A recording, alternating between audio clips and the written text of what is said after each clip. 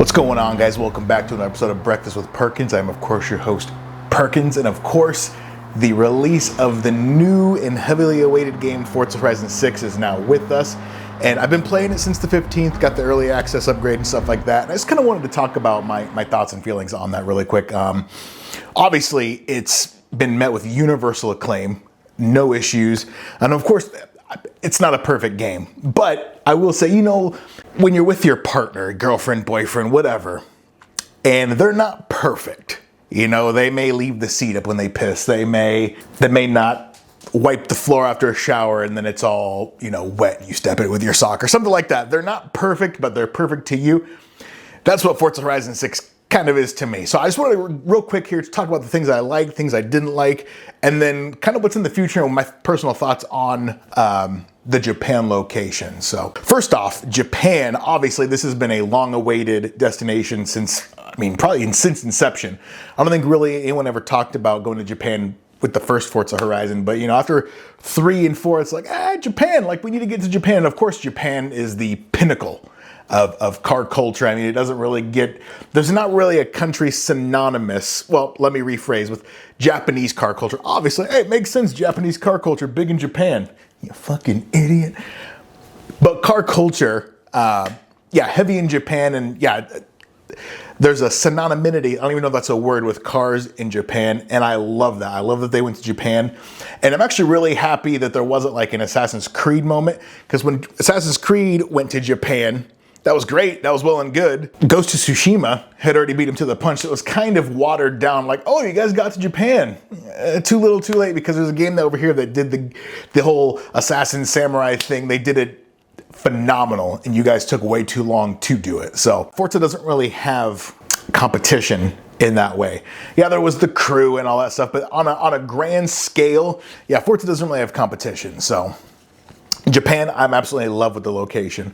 The car selection in this go around seems much more competent, and it seems like one thing I loved, whichever, about Gran Turismo was the fact that they had a lot of specialty cars that you could get. And I remember in the early days of Forza Motorsport, they had like the top secret Supras and the Tommy Kyra R32s and all that stuff like that. And you don't really get that in the Forza Horizon games. However, this go around, you do get a lot of the specialty cars, time attack cars, maybe a one-off car this way. You get a lot more of that. Is it to the level of Gran Turismo? I wouldn't say so, but it's up there. It's up there. And 550 cars at launch, when obviously they're going to be adding more. I think that bodes well for playground games in Forza 6, and then the likeliness to stay for years to come. Another thing I noticed was car handling feels much more improved. Things feel more planted. I was driving the J50, the pre-order J50, and just driving it through Japan, and it felt so planted. Now, mind you, it's been a while since I've played Forza Horizon 5, which I don't know what it was about 5. I loved 1, 2, 3, and 4, and then 5 for some reason it just didn't scratch the itch I had. I don't know. It just didn't do it for me.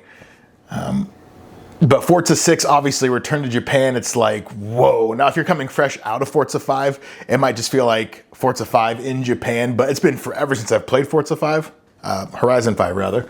So this is like, whoa. But the handling feels better with the cars, and I do notice that some people, I'll talk about it in the dislike section. So there is a huge selection of music. I think there's 13 stations. I remember when Jesus Christ, Forza Horizon first came out, I think there was there was Bass Arena, one of them. Then there was the classical channel. Then there was something FM, I think it was. There was 4 or 5, I forget what they were, 4 or 5 channels in the beginning. And now I think there's a shit ton of them. Then you have a J-pop and Japanese music station. You have obviously your drum and bass and all that, which I know a lot of people are kind of put off by the music, and I've said on here time and time again, I'm a huge electronic music fan, whether it be trance, house, drum and bass, trap, I've even started to kind of like dubstep now, but not the bro step, not that bullshit ass fucking early Skrillex, early 2010 shit. But which is crazy because Skrillex's new stuff is great.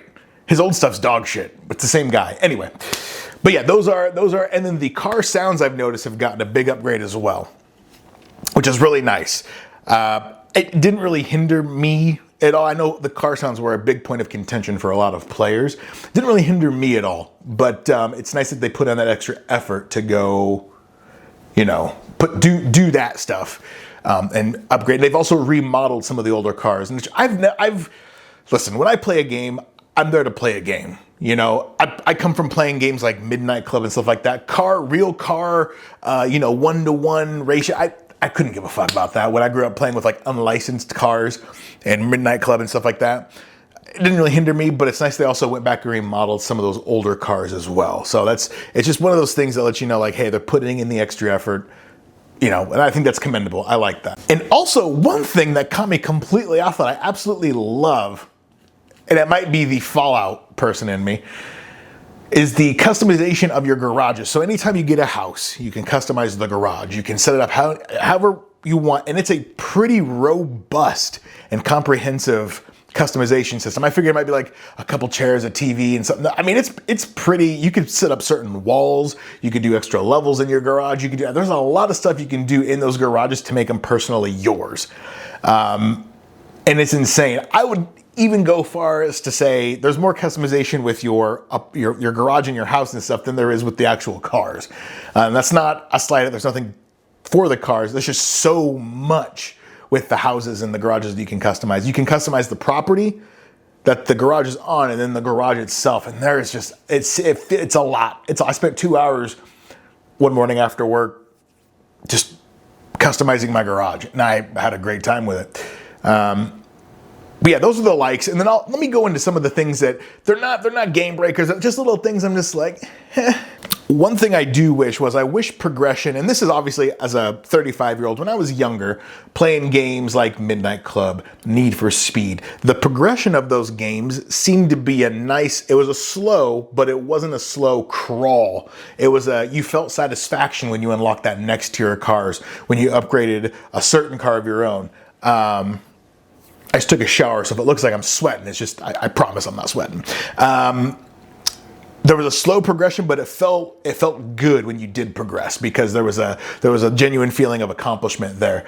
This one, now, I guess I can't speak fully on this because you get loyalty rewards. So if you've played any of the past Horizons or Forza Motorsport, which I played all those, you get a shit ton of cars. On the pre-order, you got a bunch of cars with that too, and then you get like the packs and stuff like that. So there's fast cars. So I can't say for base game what the progression level and system is like in that.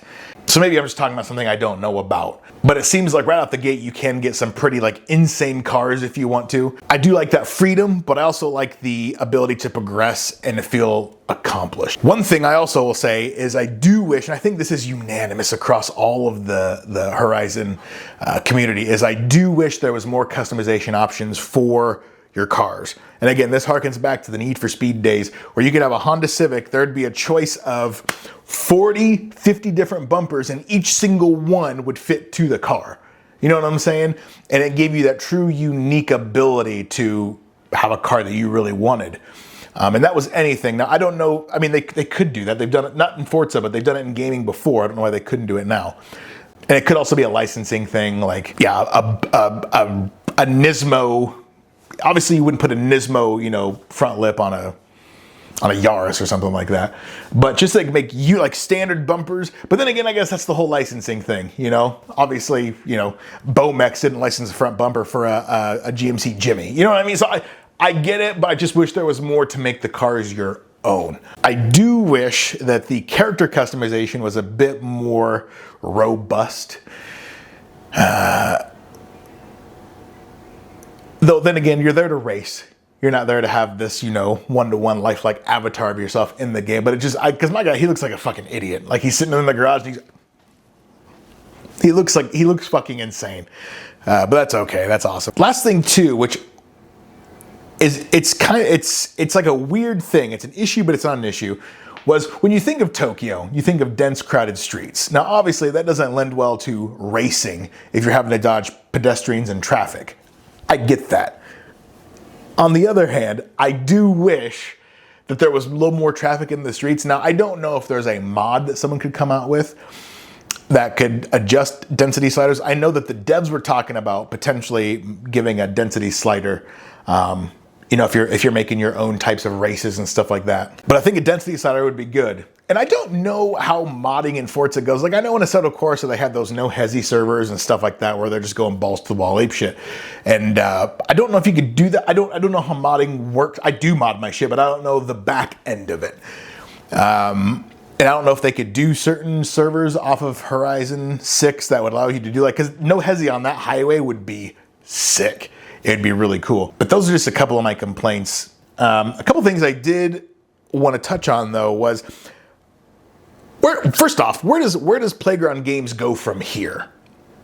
I don't think they thought that the Horizon series would go as far as it did. I feel like Japan was like an ace in the back pocket, and I feel that they had no intention on there being 6 games. So now they've come to Japan.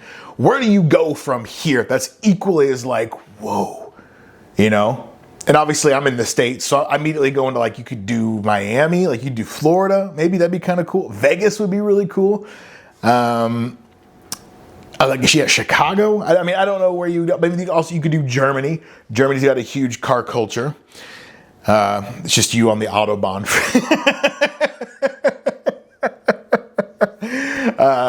Which is essentially just be one big no hesitation server, so that's cool. Yeah, I don't know. I mean, they did England and the UK, and the UK, I mean, yeah, they have a rich car heritage there, but it's rainy and there's not a whole lot of mountains going on and all that, and that thrived in Forza Horizon 4.